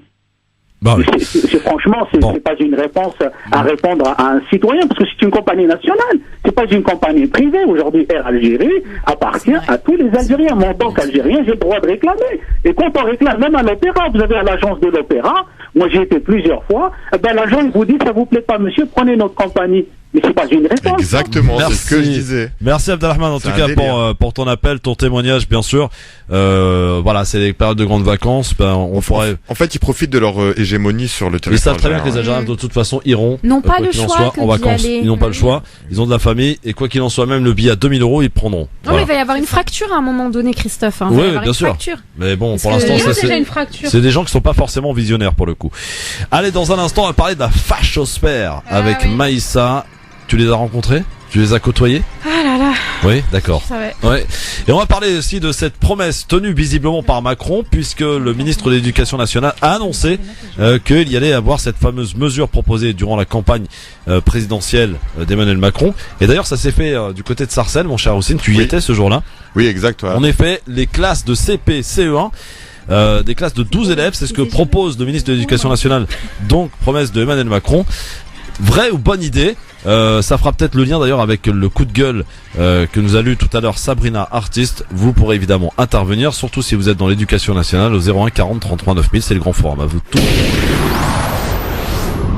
France Maghreb 2, France Maghreb 2. C'est le grand forum, messieurs dames, avec Sabrina Artiste, Maïssa Leroy et Houssine Ras qui essaie de se faire une place entre les deux, tout simplement. J'arrive pas. Lui qui attendait depuis tellement longtemps cette antenne à 3.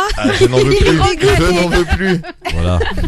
Justement, Youssef, t'es où? Viens, Youssef. Houssine, on va parler de toi parce qu'on va parler de la bibliothèque, d'événement qui revient après Ramadan, ça y est, après la petite pause là. Merci beaucoup. Ça revient donc ce samedi avec un invité de marque. Exact. Bah comme d'habitude, tu me diras. Oui, c'est vrai. Et ben là, ce samedi, on reçoit Lassana Bathily. Lassana Bathily. Exact. Tout le monde connaît Lassana Bathily. Voilà. Ben c'est celui qui a sauvé et pu mettre à l'abri quelques personnes. Déjà sauvé un gros nombre de personnes qui étaient présentes dans l'hypercachère lors de l'attentat. Je l'ai eu dimanche au téléphone d'ailleurs. Il a souhaité une bonne fête de l'Aïd aux auditeurs de France Maghreb. C'est cool, très bien, voilà. Avec son livre donc alors, Je ne suis pas un héros. Voilà, son livre que je vous conseille aussi qui s'appelle Je ne suis pas un héros. Et ce qui est magnifique dans ce livre-là, c'est qu'il démarre vraiment de sa source au Mali, d'où il vient, de ses origines, il raconte son parcours pour arriver jusqu'en France et vraiment c'est très profond, moi j'ai beaucoup aimé. On va pas tout aimer dans le livre, c'est normal. Faut savoir qu'il a été aidé pour l'écrire bien sûr parce qu'il n'est pas assez francophone pour l'écrire tout seul. Et moi ça m'a beaucoup touché. Ce samedi on aura la chance à Sarcelles à partir de 18h30 de le recevoir. Vous pourrez vous lui poser toutes vos questions et il y aura une belle première partie avec d'autres auteurs des quartiers qui vont présenter rapidement leurs livres. Et il y aura aussi des artistes et on essaiera de combler 1 heure de première partie avec des choses magnifiques et juste après on enchaînera pour une très bonne soirée avec Lassana Bathily et je vous y attends tous à Sarcelles. Ça se passe où? Faut y aller. Rappelle-nous l'adresse. C'est au café de la place André Gide, donc on a changé de nom. Comment on peut l'appeler maintenant? Voilà, exactement. Le Foulex. Tu as été, Sabrina, déjà? Le Foulex, si vous Oui, voulez. j'ai été invitée pour mon livre. Le Fuchs. Allez, on va dire le Fuchs. Le Fuchs. Voilà, les gens ils vont comprendre. C'est la place André Gide à Sarcelles. Voilà, exactement. Station de tramway après la gare de Sarcelles, c'est la station de tramway les Lochères. Les Cholettes, excusez-moi. Et puis voilà, ce sera une très belle soirée. On vous attend avec impatience. Vous pouvez nous suivre sur la page Bibliothèse. En live. Je vous invite à liker d'ailleurs. Voilà, oui. merci. Et il y a eu un très bon reportage d'ailleurs diffusé sur France 24. Exact, qui tourne toujours, qui est en boucle. Qui tourne toujours, qui est super bien. Voilà. Merci. Et vous pouvez le voir. Tu l'as mis sur ta page? Oui, c'est sur ma page. J'ai pas vu. C'est quoi la page? C'est sur Ossine RAS. Ossine RAS. Et voilà, il y a un petit docu. Allez voir sur ou sur la page pas de quartier. On va en profiter pour la faire une promo. La page pas de quartier. PAS de quartier. Ou sur la page Bibliothèse, bien sûr, vous verrez aussi. Voilà, le reportage qui tourne donc en ce moment du côté de. Merci beaucoup. Sur France 24. Un reportage qui a été réalisé par Wassim Nasr et Ségolène Malter. Ouais, voilà, que tu remercies d'ailleurs. Que je remercie infiniment parce que c'est des bons bosseurs, c'est des vrais journalistes et ils sont pas, mais vraiment, ils sont très naturels et très humains. Ils guident pas, ils transforment pas l'image ou ils guident pas la pensée des gens qui réalisent ce docu. Et on salue ta partenaire aussi pour Bibliothèse. Sur Caninan, exactement. Ouais. Un grand bisou à Touté et un grand salam à elle parce que j'ai la dédicace jamais à la radio, hein, c'est vrai. Hein. Bah oui, quand même. C'est vraiment mon assos cassos. Bah ouais. Voilà. Exact, ouais, c'est mon assos cassos, voilà. Bah, vous savez c'est quoi. Bon, alors en tout cas, Bibliothèse, c'est ce samedi, 18h30. Exactement. Voilà, n'hésitez pas à aller rencontrer Lassana Batili et surtout à vous renseigner au préalable sur la page Bibliothèse sur Facebook. On va parler de tout à fait autre chose. Maintenant, on va parler de la fachosphère. Ouais, on en a beaucoup parlé et Maïssa l'a rencontrée, ou plutôt l'a côtoyée, je ne sais pas, elle va tout nous dire. Voici le jingle. Et du coup, 3 fois sur 3. Ouais, 3 fois, ouais. Qu'est-ce qu'il y a? 4, 3, 2, 1. Eh ouais, j'ai rencontré.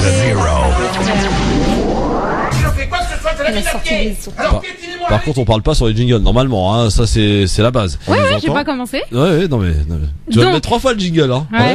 On nous entend quand il y a le jingle? Bah, bien sûr, moi je vous ai pas coupé les micros, hein, moi. Attendez, là, on est dans le direct, l'instantané, hein, les gars. La prochaine fois, on fera Maïssa, la fachosphère, alors on dit quoi? Eh ouais, j'ai rencontré la fachosphère, mes amis. Pendant quelques jours, elle m'a couvé à m'en étouffer. Elle a communiqué à n'y rien comprendre. Je l'ai lu à en perdre haleine. Bref, un TDC, surnom que j'aime lui donner affectueusement, a fait une vidéo diffamatoire sur moi, m'accusant de vouloir islamiser la France. Tu te rends compte? Moi, islamiser la France. Jusqu'ici, je peux comprendre son amour pour moi, vraiment. Le pauvre, quand il a su qu'il n'y avait aucune chance, il a été obligé de transformer cet amour en obsession enragée et en toucher un mot à ses amis, ses patriotes. Et depuis, il s'essaye de me convaincre que je dois quitter la France. Le pays, vite, très vite. Dommage pour eux, ce n'est pas mon projet. Aïe, raté mes patriotes. Bon, bah du coup, au vu de leur insistance, j'ai dû les bloquer, un par un, à en muscler mes doigts. Et j'ai fait une découverte particulière, une découverte très particulière. À l'époque, un facho, enfin le facho de base, c'était un crâne rasé tatoué d'un symbole nazi qui était reconnaissable. Un peu plus tard, ce fut les trolls, sur Twitter ou FB, avec photo de Jeanne d'Arc et un pseudo du style « La France aux Français » ou « On n'aime pas les Arabes ». Mais tu peux pas le refaire. T'as vu? Tu veux pas le refaire? Français. J'aime pas les Arabes.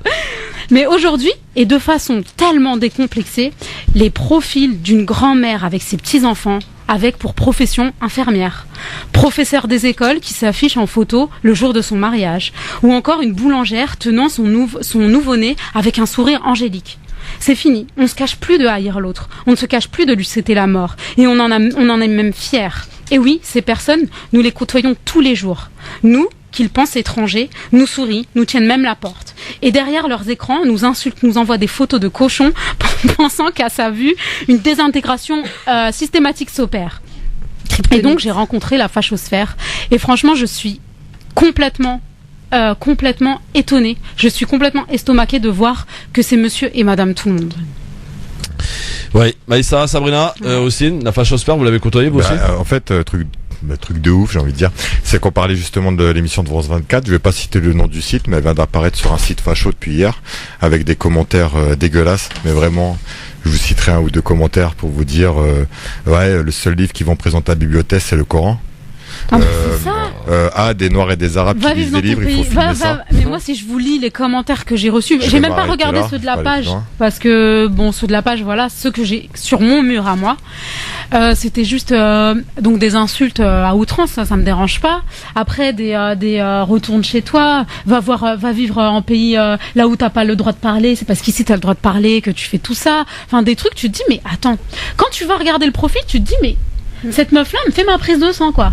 Et elle me dit bonjour et elle rentre. Et puis quand elle rentre chez elle, elle dit ouais, là, on a de plus en plus. Franchement, c'est juste pas possible. C'est des gens qui sont dans mon quartier de vacances, tu sais, là où je vais en vacances dans le sud de la France. C'est des villes et des quartiers que je côtoie. Ouais, mais attends, je suis choquée quand même. Ils nous voient. On est dans le sud de la France. On est là. Non, c'est trop. Franchement, c'est trop. Et aujourd'hui, vraiment, ce qui me saoule un peu, c'est que concrètement, qu'est-ce qui fait ça?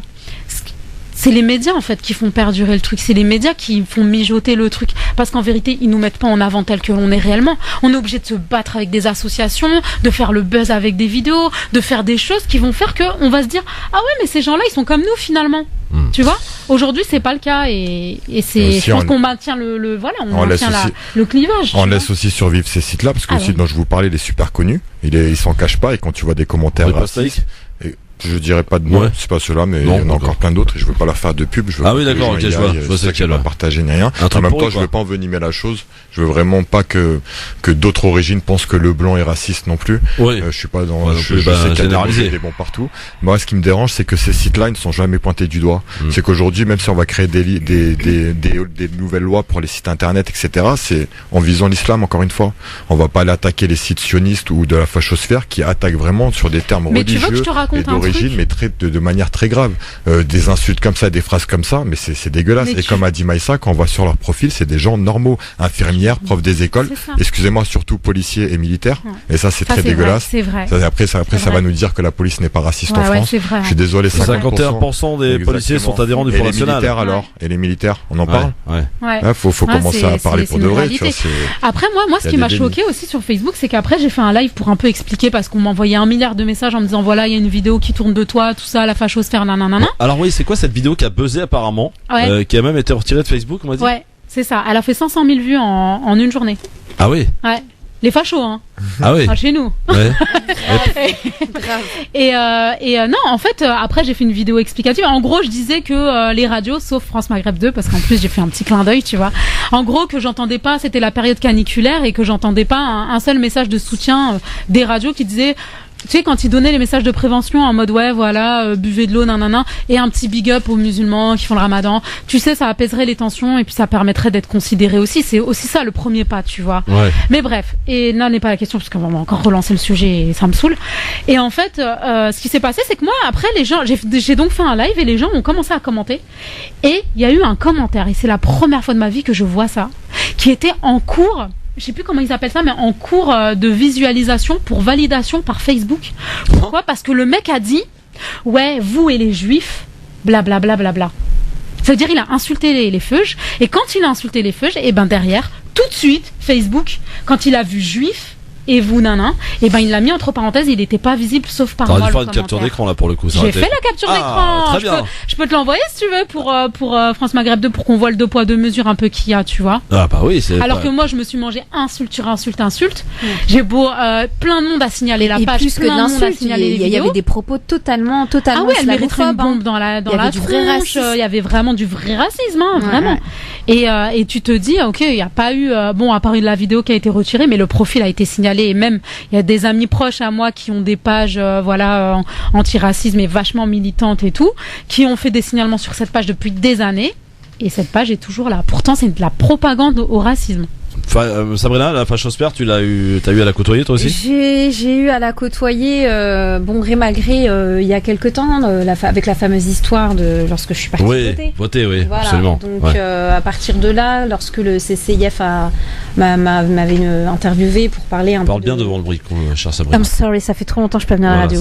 Donc je disais que oui, quand le CCIF en fait a fait une vidéo où je racontais ce qui m'était arrivé, la vidéo pareil, elle a fait plus de 800 000 vues pas loin du million. Et c'est vrai que les commentaires n'allaient pas forcément dans le sens. Les commentaires n'allaient pas forcément dans le sens attendu. Il y avait beaucoup de soutien et beaucoup aussi de personnes de la fachosphère qui prenaient cette vidéo comme une campagne anti-Le Pen. Et donc du coup, je m'en suis pris plein la pomme. Mais je t'avoue que comme c'était sur la page du CCIF, je me suis pas... Tu vois, par rapport à Maïssa, c'était sur sa page directement, j'ai pas eu besoin de modérer, donc j'ai tout simplement pas eu envie d'aller lire ce qui se disait. Moi, j'ai partagé ce que j'avais à partager et puis point. Bon, alors, eh bien, mais juste quand même, c'est important, hein, parce que la fachosphère aujourd'hui, c'est devenu elle est lambda. C'est vraiment important. C'est important de le dire, c'est-à-dire n'importe qui, en fait, on parle de facho, on n'est pas en train de parler juste de quelqu'un. On parle mais en même temps, franchement, c'est vraiment des lâches. Ça veut dire demain tu sors dehors comme je disais. Mais je trouve pas ça super lâche aujourd'hui de faire. Tu sais comme on le disait tout à l'heure, tu te rappelles? Non mais on disait quoi? C'est-à-dire avant, il y a quelques années, c'était avec des faux pseudos. Tu te souviens avec des faux pseudos, les gens ils se cachaient derrière leur écran et tout. Aujourd'hui c'est avec ton nom, ton prénom, ta vie, ton vrai profil. Tu viens, tu n'as pas peur en fait. Oui, c'est un visage découvert. Oui, c'est un visage découvert, mais en même temps ces gens-là visage découvert. On a décomplexé la parole aujourd'hui. Non mais moi non, c'est pas caché derrière un écran. Mais ça, je suis partie voter. Regarde ce qu'elle m'a sorti. Oui, mais bon, après, voilà, elle t'a parlé. Bah, quand même, hein, c'est chose qu'elle a dit, tu vois. Bon, eh bien, on en reparlera évidemment de cette fachosphère, parce qu'elle n'attend pas, en tout cas, se rester silencieuse. Il faut qu'on avance, messieurs, dames. Mais on se laissera pas faire, hein. Non, mais jamais. Et sûrement pas, répondre à la haine par la haine. Ah, jamais. Voilà, c'est important de le dire aussi. Ça. C'est très bien de l'avoir dit. Voilà. Et de toute façon, je vous fais entièrement confiance, les filles, là-dessus, pour ça, ne pas vous laisser faire. Il n'y a pas de problème là-dessus, je suis pas inquiet là-dessus pour vous en tout cas. Voilà. Alors sinon il faut qu'on parle de cette promesse de Emmanuel Macron sur France Maghreb 2 dans le Grand Forum. Emmanuel Macron a en effet proposé pendant la campagne présidentielle de réduire les classes à 12 élèves par classe pour les classes de CP et de CE1. Il se trouve que cette promesse de Macron va être visiblement réalisée, à en croire le ministre de l'Éducation nationale, sauf que cette promesse pose quelques problèmes à quelques enseignants, quelques professeurs qui sont, instituteurs en l'occurrence, que on parle d'instituteurs lorsqu'il s'agit du CP-CE1, qui sont un petit peu inquiets parce que, effectivement, ça va réduire ça va rajouter des classes dans des endroits qui sont pas forcément adaptés pour. Aussi, toi, tu y étais ce jour-là lorsque Emmanuel Macron avait promis effectivement réserver ces classes de 12 élèves pour les classes de CP-CE1. Ouais, exactement, c'était à Sarcelles quand il avait parlé avec un petit jeune. On avait aimé sa manière d'approcher ce jeune justement. Je l'avais déjà mis en avant. Souvent on voit des politiciens qui viennent dans les quartiers se rabaisser, genre se faire passer pour quelqu'un d'autre en parlant un petit peu en wesh ou en parlant à la manière un petit peu. Là j'ai bien aimé parce qu'il est resté lui-même Macron ce jour-là et qu'il avait expliqué à un jeune, il était très à l'écoute d'ailleurs, et il expliquait aux jeunes que pour les années prochaines il allait réduire le nombre des classes. Il parlait pas spécialement de CP mais il parlait des classes en général. Il expliquait justement que voilà, si on réduisait le nombre de classes, déjà il y aurait plus de personnes à l'écoute. Moi c'est un truc que je défends depuis longtemps. Donc j'arrive pas à être contre cet avis-là, je pense que ça va faire du bien. Et pourquoi c'est CP-CE1 uniquement? Parce qu'on peut c'est l'apprentissage de la lecture. Ouais. C'est la base, l'apprentissage de la lecture. Quand tu fais un bon CP, un bon CE1, après ta scolarité en général, t'as pris des habitudes en fait scolaires. Mais est-ce que finalement on peut avoir un bon instituteur et avoir une classe de 25 élèves, ça peut bien se passer, non? C'est compliqué à gérer, pardon, excuse-moi. C'est beaucoup, c'est compliqué à gérer. Hein. Nous, je vois par exemple des classes de 25-30 enseigner, t'imagines un peu ceux qui ont du mal et à qui il faut être vraiment présent et leur donner vraiment une attention particulière. En général, quand tu mets 25 élèves, c'est quand la classe se passe bien et tu dois juste transmettre de l'enseignement. Ouais. Tu vois que la personne elle rentre chez elle et elle travaille. Là, c'est les élèves en difficulté. Il faut leur donner un temps. Il faut vraiment prendre le temps et surtout beaucoup d'énergie. T'imagines 25? Sabrina? Oui. Alors, je me suis quand j'ai vu qu'on allait aborder ce thème aujourd'hui, je me suis un peu renseignée et j'ai vu qu'il y avait deux choses qui allaient être mises en place. Ouais. Il y avait aussi non pas le fait de faire plus de classes, tu vois, de couper des classes en deux et de faire des classes de 12 élèves avec donc plus d'enseignants, mais aussi 2 enseignants par classe de 25, 30. Oui, d'accord. Ouais. Donc ça, c'est un dispositif qui est qui est particulier. Je sais pas forcément ce que ça donnera. J'ai pu voir que les enseignants... Qui va nécessiter de l'embauche quand même. Hein. Ils étaient pas forcément pour 4000. Ouais, 2500. Moi j'ai vu 4000 ce matin. 4000, ouais. Sauf erreur de ma part à corriger. Donc en tout cas, j'avais vu que les enseignants étaient pas forcément hyper partants. De mettre 2 professeurs dans une classe de 25, en gros, c'est donc un professeur. Voilà, un professeur pour 12-15 élèves. 2 groupes en fait, ça va être séparé en groupes. Je sais pas comment est-ce qu'ils envisagent. En fait, en mais gros, il y aura une bonne ou mauvaise idée pour le coup. Bonne ou mauvaise idée. Super bonne idée, moi je trouve. Moi personnellement. T'es réservé, Sabrina? Non, le fait que aujourd'hui l'effectif il est juste trop conséquent dans une classe, d'accord? Ouais.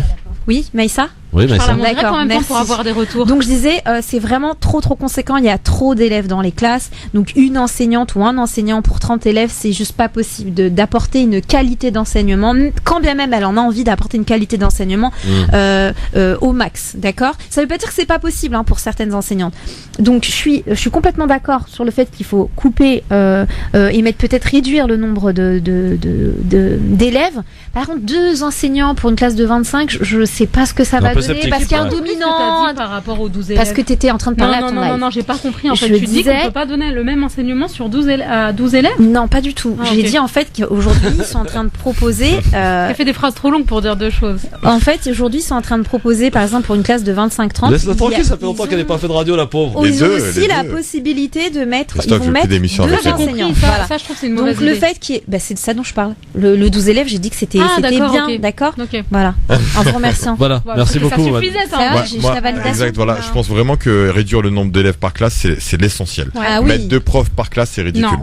On l'a déjà testé dans les quartiers. Mais oui, c'est trop particulier, tu vois. Et en fait, ils ont dit qu'ils allaient mettre les 2 en place pour voir. Mais on en a marre d'attendre de voir. Tu lis l'article, ils le disent. Non, mais ils le disent. On va mettre les 2 en place et puis on va voir ce que ça va donner. Mais le retour de la semaine à 4 jours aussi, c'est prévu aussi. Le retour de la semaine à 4 jours. En fait, on a été des guignols pendant des années à essayer de jongler entre ceux qui travaillent, comment ils vont faire avec leurs enfants, le mercredi, la cavale, le sport, les enfants qui sont juste explosés à cause de ce rythme-là. Et c'est toujours pareil. Quand les gens ils viennent et qui vont dans la rue et qui disent c'est pas bon, on n'écoute pas le peuple. Donc voilà quoi. Moi, mon seul X, c'est j'aurais pu viser le collège. Moi, oui, parce qu'on s'aperçoit qu'il y a une grosse difficulté au collège, effectivement. 6e, ils savent pas écrire et lire, quasiment.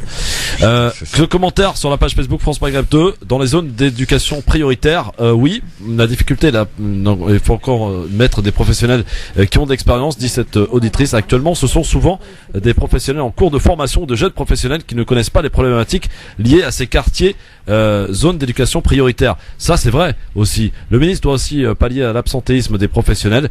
Je dirais pour que l'enfant puisse étudier dans de bonnes conditions, il faut un tabouret, investissement du professionnel, investissement des parents également, investissement de l'enfant. Sinon, notre tabouret est bancal et l'enfant tombe. Après, il faut préciser que ce dispositif, il est uniquement dans les zones où c'est possible. Et d'éducation prioritaire, exactement. Parce que j'allais dire, là, dans les zones d'éducation prioritaire, ils n'arrêtent pas de fermer les classes. Parce qu'ils font des doubles niveaux, exactement. Ils font là, à côté de chez moi, dans mon quartier, il y a pourtant c'est pas un quartier, c'est quand même c'est quand même assez bourge, tu vois. Et ben, je suis passée devant l'école, j'ai vu, ils disaient non à la fermeture d'une classe. Je dis mais c'est bizarre, tu vois que il y a une incohérence totale entre moi je trouve que c'est logique que les enseignants ils soient pas d'accord parce que quand tu vas en Provence, ils ont des vrais problèmes, il y a pas assez d'enseignants. Voilà. Ils sont en galère. Tu vois ce que je veux dire? Mais les enseignants qui sont pas forcément formés aussi et on les met dans les zones d'éducation prioritaire, c'est pas bon non plus. Des jeunes enseignants qui viennent d'avoir. Ce sont des enfants, ce sont pas des apaches. Non, c'est pas ça le problème, Sabrina. C'est des profs. Youssef qui me rappelle à chaque fois que. Pardon. Des profs qui arrivent dans des classes un peu turbulentes, etc. Alors qu'ils viennent d'avoir leur diplôme et qui n'ont aucune expérience d'enseignement. Des fois, t'as des profs qui démissionnent, qui sont démissionnaires. Regarde, par exemple, il y a quelqu'un qui me dit sur mon live Facebook, on voit également le parachute d'enseignants sans expérience pour combler le trouble.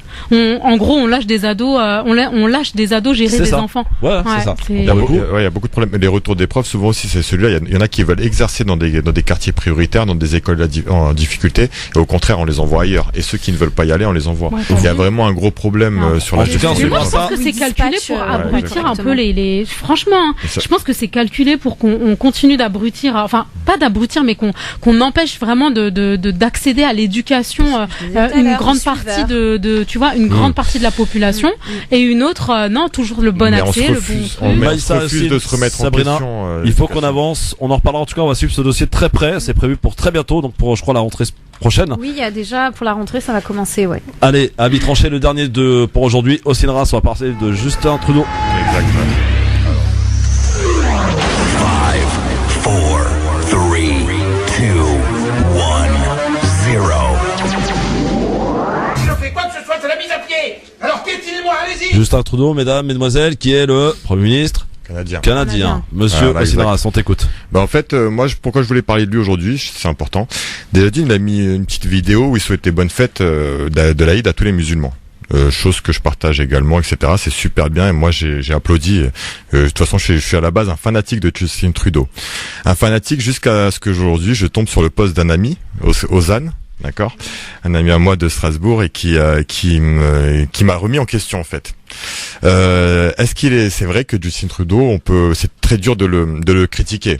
On va pas le descendre lorsqu'il accueille des migrants à l'arrivée à l'aéroport. On va pas le descendre lors de son élection, quand il est de bon matin, il va voir ses citoyens à la gare à 6h du matin pour leur souhaiter bon courage en allant au boulot. On l'a vu ces scènes-là. Encore très récemment avec l'attentat contre la mosquée au Canada, on a vu que les phrases non seulement de sa part mais des autres députés étaient magnifiques à l'Assemblée. On peut applaudir, il faut applaudir tout ça. Mais c'est vrai que ce poste m'a remis un peu en question. Faut savoir que le Canada, c'est le deuxième plus grand exportateur d'armes du monde. Que c'est un des numéros 1 envers les pays les régimes les plus répréhensifs du monde. Ils sont passés du 6e rang en 2014 au 2e rang en 2015. Devinez pourquoi? Grâce à leur grosse vente de tanks militaires à l'Arabie Saoudite. Donc il faut pas oublier que derrière tout ça, ça cache quelque chose.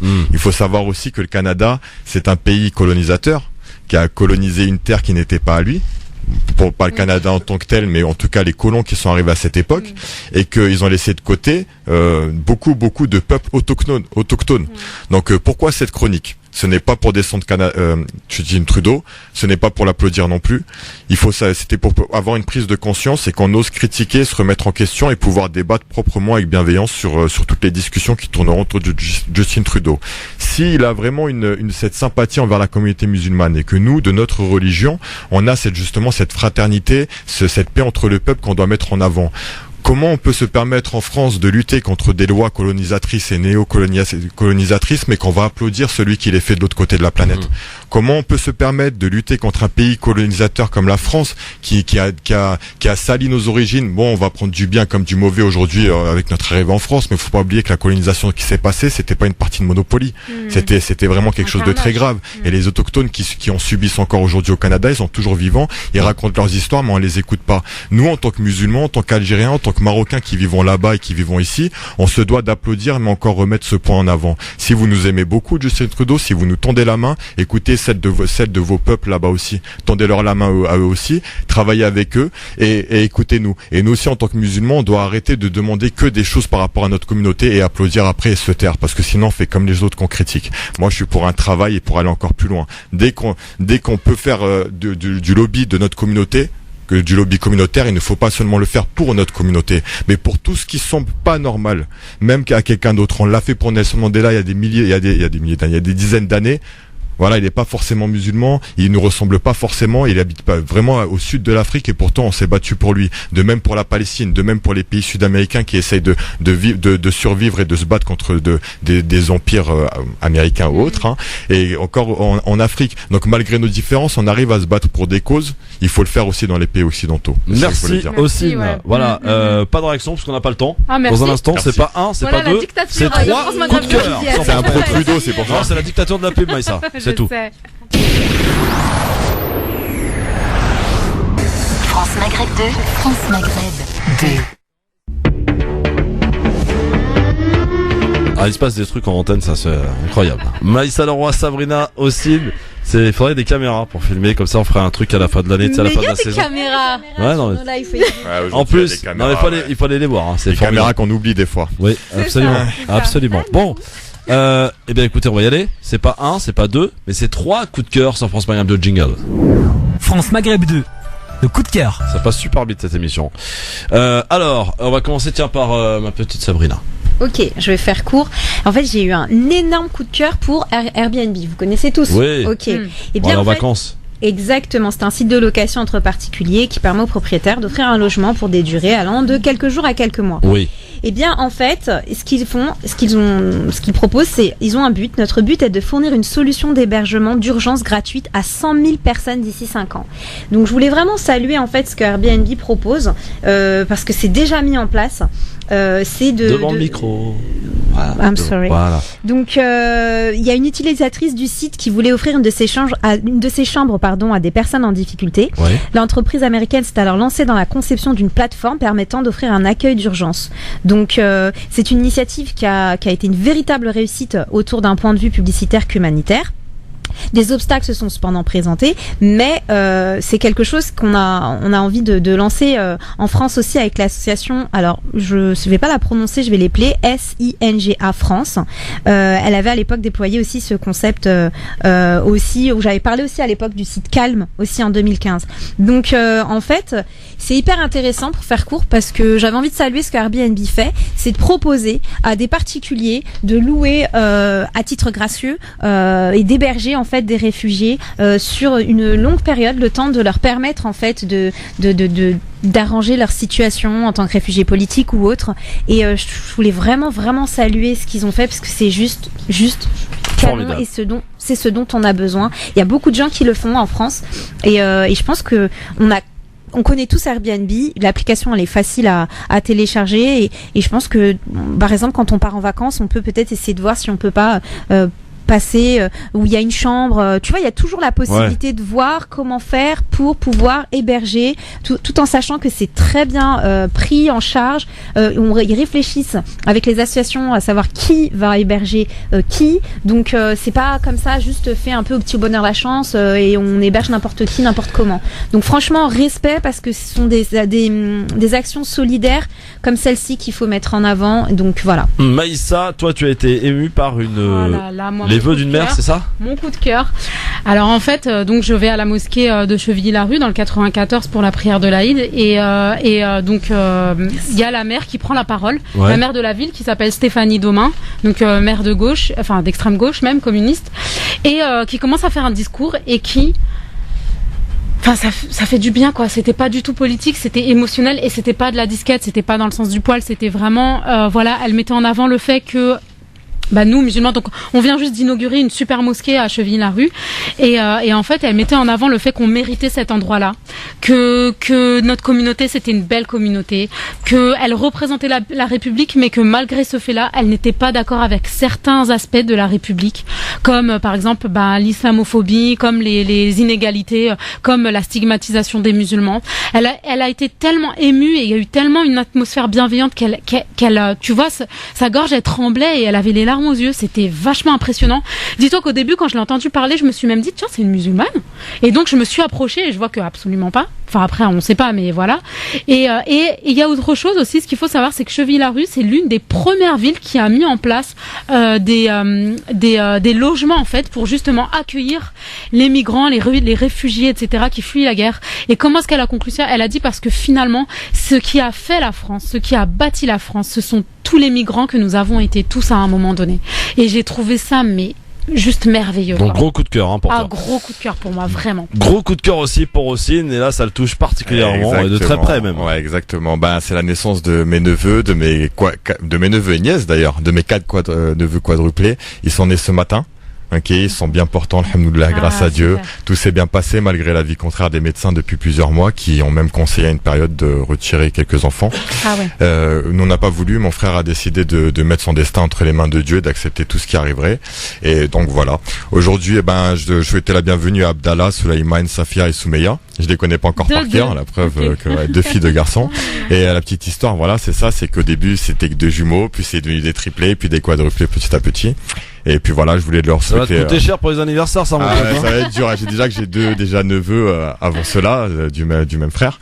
Et donc voilà, je vous cache pas que j'en profite parce que mon frère, malgré des demandes faites à la mairie de Sarcelles, il a pas reçu le logement plus grand. Ils vivent dans moins de 50 mètres carrés dans un HLM. Ah ouais.